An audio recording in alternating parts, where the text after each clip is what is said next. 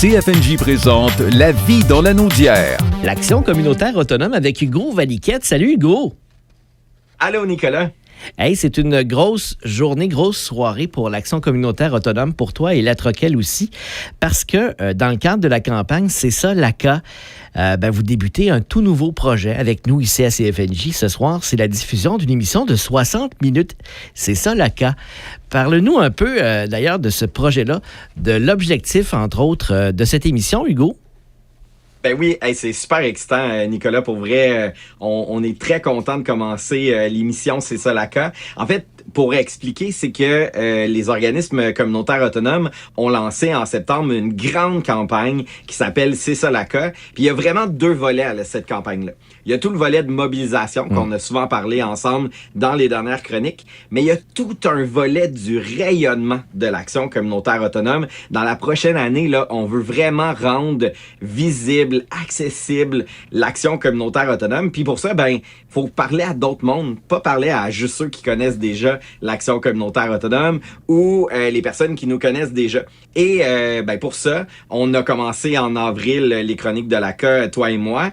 Et là, je dirais le pas de plus qu'on fait, c'est 60 minutes où on va discuter d'action communautaire autonome ensemble avec vraiment plein de personnes. C'est un format qui va être très dynamique. Puis l'objectif, c'est de développer la connaissance de l'ACA, mais surtout, de développer des gens qui vont appuyer l'action communautaire autonome dans les prochaines semaines, dans les prochains mois. D'ailleurs, Hugo, on connaît les organismes souvent quand on les utilise, quand on a besoin de leurs services. Un peu moins si on en a moins besoin, mais c'est tellement varié, puis il y en a tellement d'organismes. On va apprendre aussi à mieux les connaître, là.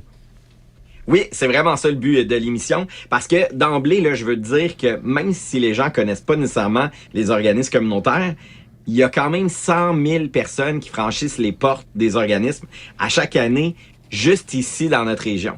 Fait qu'imagine, Nicolas, si demain matin, là, on faisait disparaître les organismes communautaires, où seraient ces 100 000 personnes-là? Premièrement, la société aurait de la misère à se relever de ça parce que c'est incroyable les services que les organismes peuvent rendre à tout le monde. Là, j'inclus vraiment tous les pans de la population. Mais deuxièmement, le fait que les organismes disparaîtraient, il y a le filet social aussi du Québec qui en mangerait un coup, là. Vraiment, puis je pense que c'est ça qu'on va découvrir à force d'écouter l'émission C'est ça l'ACA. C'est le filet social qu'on tisse tout le monde ensemble. L'idée, c'est que on œuvre sur tellement de situations, de réalités. Puis ça, je pense que c'est fou à quel point c'est pas connu. Puis, tu sais, quand je regarde, mettons, toute la défense collective des droits se fait dans les organismes communautaires autonomes. Des personnes qui vivent des situations super difficiles, puis qui sont épaulées par les organismes.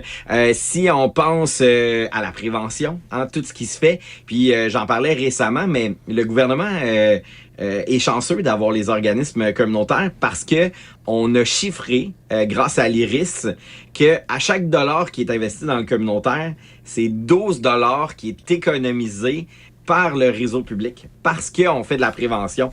C'est énorme. Imagine 1 pour 12. Fait que, tu sais, il suffit qu'on monte de 100 millions le financement des organismes communautaires pour un impact immense. Tu sais, avec ces chiffres-là, Hugo, il me semble que ça donne le goût d'investir dans l'action communautaire autonome, non? Et puis, tu sais, je vais être un petit peu démagogique, mais quand on regarde tout l'argent qu'on a perdu dans les dernières semaines, dans des projets économiques qui n'ont pas marché, imagine si on l'avait fait, les organismes communautaires, là, ils ont fait leurs preuves dans les dernières années. Et ça, je veux continuer à le mettre en lumière. Puis ce qui va être le fun dans l'émission, c'est qu'on va le faire avec les personnes du mouvement communautaire autonome. C'est ces personnes-là qui vont venir parler de ce qui se passe dans les organismes, de leur réalisation, de leur événements, de tout le dynamisme qui se passe dans le mouvement communautaire autonome. Ouais, puis ça, ça va être comme ça toutes les semaines pendant 1 heure de temps avec l'énergie qu'on te connaît, Hugo. Je pense qu'on va avoir du fun. Moi aussi, je pense que ça va être super trippant. Puis surtout, on vous a concocté vraiment une émission où on va aller dans plusieurs directions. On va parler d'actualité, on va parler des journées, des semaines, des mois thématiques. Ouais. On va parler des actions, autant celles du quotidien que les grands rassemblements pour des sujets en particulier, un tour des régions, des discussions avec des personnes du national, puis on va asseoir du monde du communautaire pour jaser aussi ensemble, parce que c'est pas parce que tu appartiens au mouvement DACA que tu penses tout de la même façon.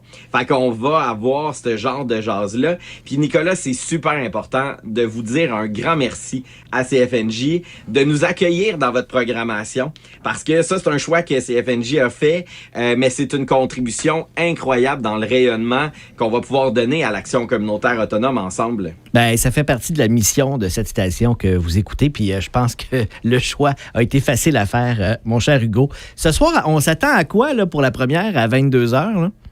Ouais, première émission, ben évidemment qu'on va camper l'émission. On va camper les différents segments.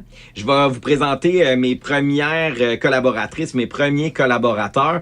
On va voir un premier tour des régions. On s'en va dans les Laurentides ce soir. Et on va parler de la Marche mondiale des femmes. J'ai rencontré 3 personnes qui œuvrent au Centre de femmes des Moulins qui vont nous expliquer pourquoi c'est encore important, puis d'autant plus en 2025, de participer à la Marche mondiale. Je pense que ça va être une heure qui va passer vraiment très vite. Ce soir, 22h, et évidemment, sur toutes les plateformes, vous allez pouvoir écouter l'émission quand vous voudrez, à partir de demain, sans problème. Hugo, on se dit à tantôt, parce que je vais être là ce soir, moi aussi. Ben oui, pour cette grande première. Puis je t'avoue, Nicolas, j'ai des petits papillons dans l'estomac, mais je pense que ça va être les premières minutes. C'est quand l'émission va être partie, là, puis on va sentir le mouvement commencer. Je vais avoir énormément de plaisir à vivre cette émission de radio. C'est ça la cas. Pour moi, c'est un retour en ondes après 22 ans d'animation que j'ai pas faite à la radio. Fait que c'est vraiment un plaisir. J'ai très hâte. C'est ça la cas tous les mercredis 22h, et cette chronique demeure évidemment là toutes les semaines aussi à 16h55. Salut Hugo, à tantôt. Merci Nicolas, à tantôt. CFNJ vous a présenté La vie dans l'Anaudière, une région à découvrir, à visiter.